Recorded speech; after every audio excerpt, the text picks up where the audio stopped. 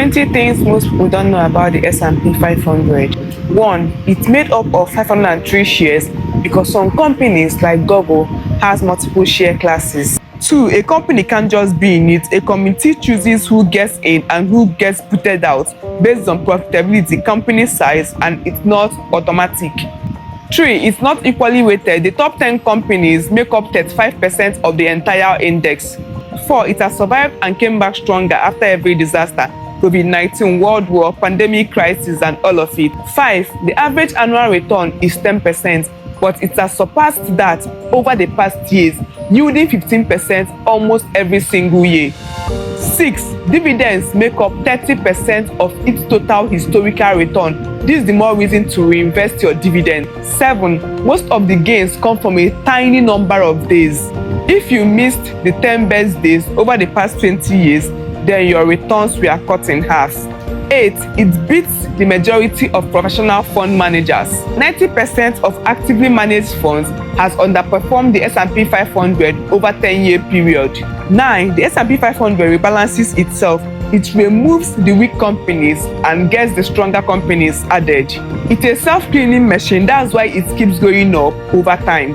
10. The companies inside it are almost entirely different from the companies inside it 30 years ago. 30 years ago, the S&P 500 was dominated by oil industries, but now it's more of tech-heavy industries. 11. It only tracks US large-cap companies.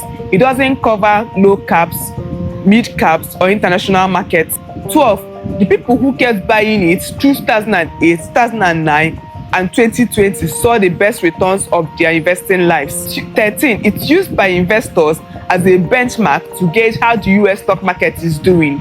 14. It wasn't always the benchmark of choice. The Dow Jones was king for most of the 20th century. 15. You can own it for almost zero cost. Funds like VU charge 0.03%. You are paying less than $1 a year per $1,000 invested.